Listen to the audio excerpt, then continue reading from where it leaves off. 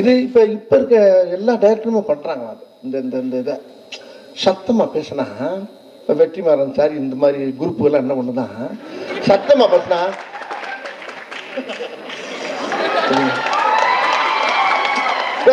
நம்ம body language தான், நம்ம சிக்னல் தான் உள்ள ஓடிக்கிட்டு இருக்கு. எல்லாம் எல்லா ஷூட்டிங் ஸ்பாட்ஸ்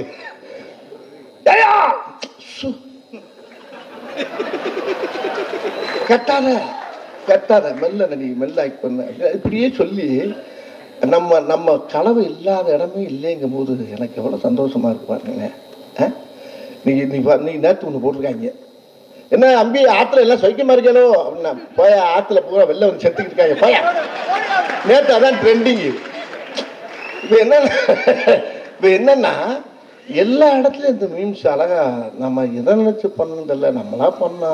ஆனால் அது எதிர்காலத்தில் இந்த மாதிரி மீடியாக்கள் வந்து இன்னைக்கு இந்த அளவுக்கு டேக்கப் ஆகி போகுதுன்னா பெரிய விஷயமா இருக்கு. ரொம்ப மகிழ்ச்சியா இருக்கு. இந்த மேடையில் வந்து இப்படி வந்து பெரிய கட்டவர் சபையில் உனக்காக தனி இடமும் பெற வேண்டும், உன் கண்ணில் உறுதலி நீர் வந்தாலும் இந்த உலகே அழ வேண்டும் பாடினார் கவிஞர். அது மாதிரி இவங்க படித்தவங்க முன்னால் இந்த மாதிரி ஒரு அவார்டு வாங்குறதுக்கு எனக்கு ரொம்ப கொடுத்துக்கணும். அது காரணமாக இருந்தால் அண்ணன் தங்கராசன் இருக்கும். இந்த குழுவுக்கு தலைவராக இருக்க மோகன் ராஜா, அந்த குழுவுக்கு என்னுடைய நன்றியை தெரிவிச்சுக்கிறேன். ரொம்ப ரொம்ப சந்தோஷமாக இருக்குது, மகிழ்ச்சியாக இருக்குது. நல்ல இந்த மாதிரி படங்கள் நிறையா வரணும், இந்த மாதிரி நிறைய படங்கள் பண்ணணும். இப்போ எனக்கே ஒரு டர். என்ன டருன்னா, ஒருத்தர் வந்தார், அண்ணே சிவாஜியே ஓகே பண்ண கதனே. என்ன சொல்ற? ஆமாண்ணே, போன்ல வர்ற பார்ட்டி சிவாஜி ஓகே பண்ணார்ண்ணே.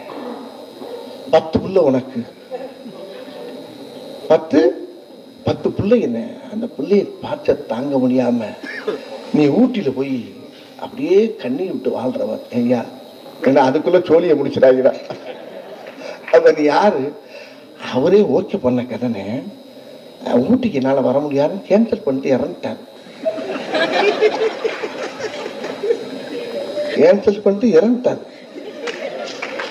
சரி, இப்போ நீங்க யாரு? நான் கேமராமேன், டைரக்டர்னே. உங்களுக்கு என்ன வயசு? எனக்கு 60 வயசுனே. டைரக்டருக்கு வந்து 67 வயசுனே. இப்போ என்ன எவ்வளோ நாளா தேடிக்கிட்டீங்க அப்படின்னு. இந்த படத்தை பார்த்தாலும் தேடிக்கிட்டு ஒரு சின்ன அப்பாயின்மெண்ட் கொடுத்தீங்கன்னா, கதை கேட்டீங்கன்னு வச்சுங்க, ப்ரோஸ் நீங்க கொஞ்ச நேரம் பார்த்து நானா தனியா ரூம்ல உட்காந்து அழுதேன். ஆக நம்மளை குண்டி எங்கேயாச்சும் சேர்க்காம விட மாட்டாங்க.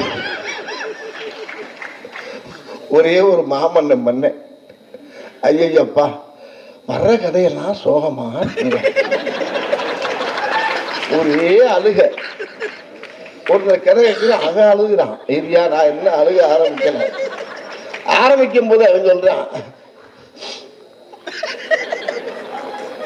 என்னையா இந்த இடத்த தாண்ட முடியல. நான் சொல்றேன் கேளியா, நீ போது அழுக நீ பாட்டு சீனை சொல்லு. இல்லைண்ணே, கடக்க முடியல, என்னால கடக்க முடியல, விட்டுரு. வெற்றிமாறன் சார், நீங்க தப்பா நினைக்க கூடாது. இதெல்லாம் என் ஆபீஸ்ல இந்த கூத்து நடக்குது பார்த்துங்க. ஐயோ ஏன் சொல்றீங்க? இந்த மாதிரி நாங்கெல்லாம் வந்து எப்பவுமே வந்து நீங்க சொல்றத சொல்லி சொல்லி சிரிச்சுக்கிட்டே இருப்போம். அதனால ஒரு தப்பா எடுத்துக்க மாட்டோம். என்ன வேணா சொல்லுங்க, சிரிச்சுக்கிட்டே இருக்கிறோம். இல்ல இது சிரிக்கிறதுக்காக சொல்லது, நகைச்சுவை கண்ணோட்டத்தோட எல்லாத்தையும் பார்க்கறதுனால எனக்கு ரொம்ப. அப்புறம் புல் கதையை கட்டா ஒரே வியட்நாம் வீடு சிவாஜி மாதிரி கொண்டாட்டாங்க. நான் சொன்னேன், கொஞ்ச நாள் ஆகட்டும், இன்னொரு 5 வருஷத்தை கடக்கட்டும், அதுக்கப்புறமா இந்த மாதிரி ஐட்டத்தை பூரா பார்ப்போம்.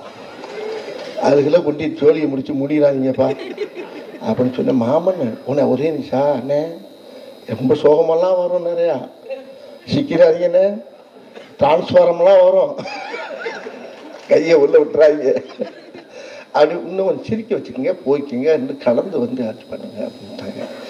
ஆனால் அந்த மாமன் இந்த அளவுக்கு உங்கள் மத்தியில் போய் சேர்ந்ததுக்கு எனக்கு பெரிய பெருமையாக இருக்குது, ரொம்ப சந்தோஷமாக இருக்குது.